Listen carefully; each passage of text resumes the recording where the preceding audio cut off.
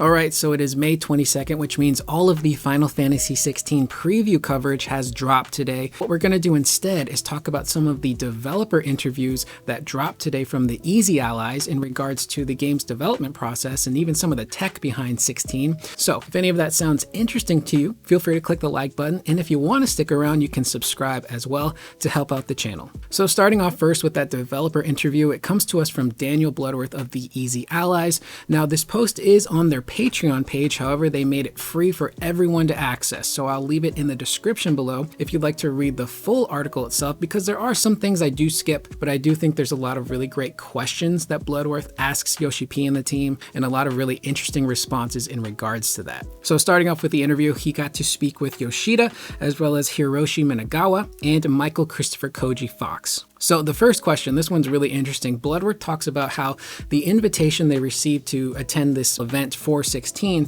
talks about the game being described as an historic moment, not just for Square Enix, but for video games as a whole. He says, "Is that always a goal for a new Final Fantasy, or is that something that you had a specific direction and vision for this game, to make this something that was above even the norm for Final Fantasy?" And interestingly enough, Yoshida responds with a laugh. He then goes on to say, "We hadn't heard about what it said about it changing history. That's definitely somebody using a bit of hyperbole," which is really interesting to me. I always kind of got the vibe that there was a lot of pressure being put on Final Fantasy 16 and Yoshi P by Square Enix to ensure that 16 is a slam dunk. And it's not just like, oh, this is a great Final Fantasy game, but no, this game is a Game of the Year contender.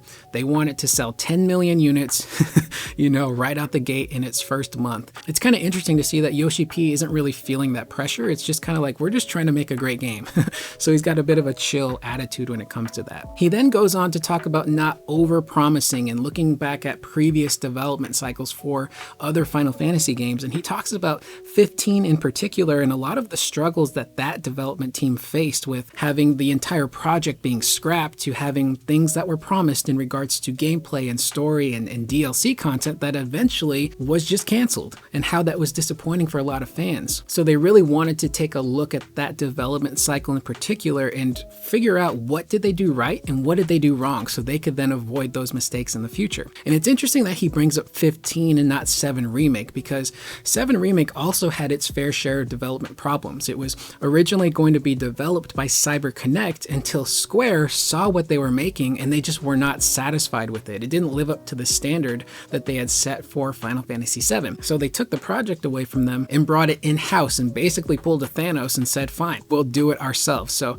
7 Remake had its fair share of troubles in development. So I guess one way you can look at it is 15 technically was the most recent mainline Final Fantasy, and 7 Remake has technically become its own franchise. Final Fantasy VII is pretty much standing right next to the mainline Final Fantasy as its own thing, so that could be why he spoke of it that way. He then goes on to talk about the decision of making the game action-based instead of turn-based, and he gives a really great response here that I've echoed in previous videos in regards to 7 Remake and some of the controversy surrounding that battle system, but he pretty much says that he and the development team want to make games in a genre that interests them. What are they currently playing? And right now, that is the action genre. That's what they have the most interest in. The Final Fantasy VII Remake developers have talked about this in previous interviews about how when they remade 7 Remake, they didn't want to do a straight up one-to-one remake. They wanted to change some things and do some things differently. And a lot of that is echoed in the gameplay. It's this really great blend of action-based and turn-based. And that's what the developers are interested in. They gotta make something that speaks to them and feels fresh and new and exciting. Otherwise, it's going to be a really boring development cycle and there might not be a lot of passion there. And being able to do that will really hopefully translate to the greater audience. And this is one of those situations where if you change something like the combat in a Final Fantasy game, yeah, you're going to alienate some people, but the hope is that you alienate a few people and you are able to bring in a much wider audience of players who are new, who are going to be on board for this new take on the franchise. Bloodworth then goes on to talk about how, from an outside perspective, the development cycle seems like it went pretty smoothly for Final Fantasy XVI. And Yoshida and the team, they respond again by laughing. Yoshi P says, "We're gonna ask, was it smooth?" Everyone laughs, and Minagawa emphatically says no. And interestingly enough, Yoshi P says that Minagawa-san was not a part of the team initially. He was still working on Final Fantasy XIV, but they were experiencing so many development issues early on in 16's development cycle that they just needed help. So Yoshi P went over to Minagawa-san in the 14 team and said, hey, look, we have issues, we need you to help. So Minagawa was pulled off of 14 to help with 16, and he even took some of his other developers who were working on 14 over with him. And Minagawa talks about how at that point in time, it was a comfortable transition because they had already trained their team to assume leadership roles, essentially. So him leaving didn't really cause too much of a strain on that team because they had the proper people in place who had the proper training and experience to continue to make sure that 14 was a smooth experience for everybody. And Yoshi P does say that development trouble is normal, it's to be expected, but as far as their experience goes,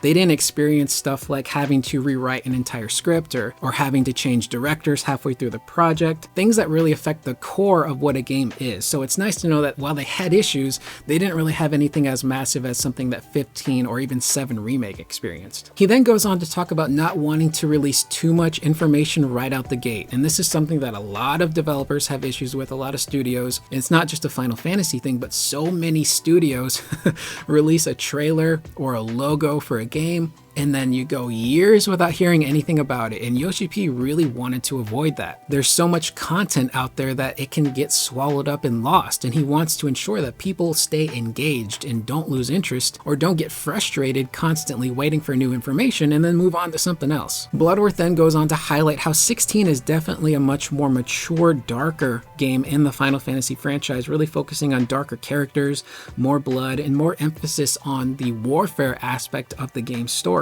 Yoshi P goes on to say that one of the reasons why they're focusing on the darker aspects of this game is because of the tech. The tech allows them to do more now with this type of story on a grander scale. He really talks about that uncanny valley where that line between CG and actual in-game graphics and acting is getting to the point where you can't really tell the difference anymore. And if you look at 7 Remake in particular, the in-game stuff looks so much better than the CG stuff in that game. So I think that's kind of like a really great example to look at in regards to how far the tech has really come. And he talks about because the tech has increased so much, as developers, they can talk about so much more in these games and show so much more in the games. You have this story and these battles that feel so real that you can now show the violence in action without cutting away. You know, everything has gotten to the point where it looks so real that if you were to cut away from someone being shot with an arrow or have them be shot and no blood comes out, it feels a little bit jarring. He says that that whole scene is not going to feel real anymore. It's going to end up feeling cheap. So we have to show those things to have that real feeling of actual warfare there.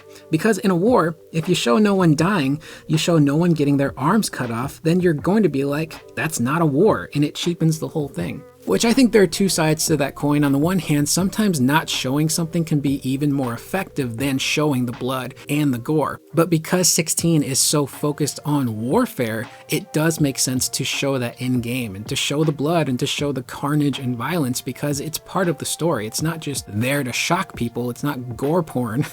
It's there because it needs to be there. And he says, while ultimately Final Fantasy 16, while it is a very dark story, the end game is about giving players hope. And to make that more powerful, you can't run away from the dark. You have to show the dark side of humanity because that only accentuates the light in the world as well. Bloodworth then goes on to ask about the design aspects of Clive as a character, since he is the only playable character in the game, and how that was an influence on how they created Clive physically. Minagawa goes on to say that they didn't really look at previous Final Fantasies when it came to actually creating Clive. Their inspiration came from action games, and that's why Clive is wearing a lot of black. It's something that you would see in an action game, characters wearing darker colors to be exact. And he talks about how the combat was going to influence how Clive looked as well, because when you have Clive doing all of these really cool inhuman actions in battle, a lot of times when you have a character that just kind of looks normal, it can look kind of weird. So they purposely made certain deformations in Clive's character design, whether it was his face or his hair or his body,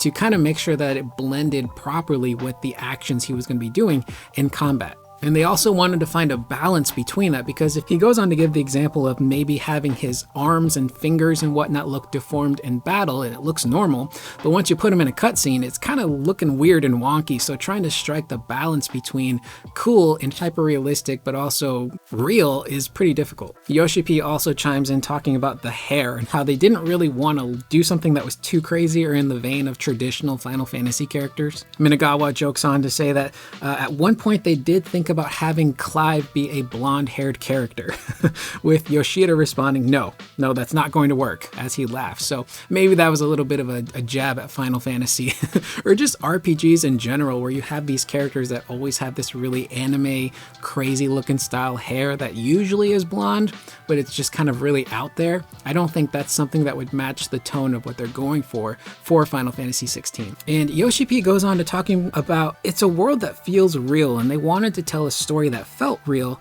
and that Clive felt like a character that could exist in this world. They didn't want him to just specifically stand out in regards to the other characters, which is something that RPGs and action games and games in general tend to go against. They want their main character or characters to really stand out. You look at 7 Remake, everyone who's a main character or a side character in that game stands out. They look way different than everyone else that you would run into in the slums of Midgar. And that's purposely done. You know, these are our characters that are our main characters and our heroes. They need to look different. But for Clive, he needs to blend into this world instead of just being the one standout who looks a bit jarring. And he punctuates that by saying that while Clive is a hero, he is troubled and he's broken. And as he grows, we don't want players to be distracted. We want them to focus on the growth instead of his hair, which is pretty funny. And to end the interview, Bloodworth asks about the icons that are included in the game and if there were any icons that unfortunately did not make the cut. So Yoshi goes on to say that they really did look at a lot of past Final Fantasies to get influence in regards to picking certain summons that would appear in this game. He goes on to say that you may have had people who played 1, 2, and 3 and then they stopped playing Final Fantasy, or maybe their first Final Fantasy was Final Fantasy VII, but they hadn't played the older ones. So they wanted to choose the summons that they felt were iconic to the franchise. And one of them just happens to be Ifrit. You tend to get Ifrit as your first summon in a lot of Final Fantasies. And Final Fantasy VIII, the first summon you get is Ifrit. You fight him, you beat him, and then he joins your team. Yoshi does say that one of the summons he really fought to get into the game, but unfortunately just didn't make it in, was Alexander, which is that huge mecha machine laser shooting beast that we see in a lot of Final Fantasies. So it would have been cool to see their take on Alexander, but unfortunately that summon did not make it into this game. Minagawa actually gives a really cool response by saying he wanted Arc from Final Fantasy IX in this game. And that's that really gigantic summon that is essentially this huge airship that comes in and just bombards the enemy with these laser blasts and missiles. And that one would have been really cool to see in 16. With the tech as powerful as it is, to see Arc on screen, you could even have Clive on Arc commanding the ship. That would have been sick. And then Michael Christopher Koji Fox gives one of my personal favorites, Diablos. That's his personal favorite summon. Yoshida responds, ooh, Diablos. That was an idea early in development to have Ifrit kind of transform into Diablos somewhere in the game, but then it would have become too much like Devilman. And then he goes on to joke, I mean, if this game sells really well and we get a chance to make a sequel, maybe we just cut out most of the story and just put in all of these different summons. And we don't really care what happens, just have a lot of different summons in there. So that is the interview that Daniel Bloodworth did with the team. Again, some really interesting information going on there. Some of the things that I kind of grabbed from this interview is that they really want 16 to be back up there with the main popular games of today, the Devil May Cry's, the Resident Evils, the God of Wars. And it is kind of interesting, and this is me just speculating here. I'm putting words in Yoshi P's mouth here, but maybe he felt like Final Fantasy VII Remake didn't do enough to be as successful as it could have been. And the game came out and it was really well received. It reviewed well, it sold really well, and it was even like crossed over to a point into the pop culture zeitgeist where you had people talking about it who didn't normally talk about it. You know, there was YouTubers in general who, you know, didn't talk a lick about gaming, who when 7 Remake was coming out were talking about it and how they were excited about this game that they played in their childhood. So again, that's just me speculating that perhaps 7 Remake didn't do enough for him.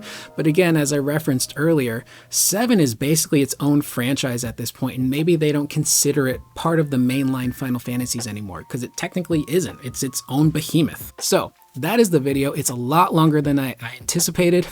I apologize for it being so long, but I thought there was some really cool, interesting tidbits in that developer interview in particular that were really exciting. And that's what excites me about this development. I get tired about talking about gameplay and music and icons. Talking about the business side, the technical side, and learning about the entire development cycle, that to me is what I find most interesting and I love to talk about. So that is the video. Leave your comments down below. What do you guys think about some of these answers from Yoshi P and the team in regards to the development cycle of 16, why it's as dark as it is, and even some of the summons that they mentioned at the very end of the interview? I am Curious Corduroy. I will see you guys in the next video. Please remember to always be excellent to one another.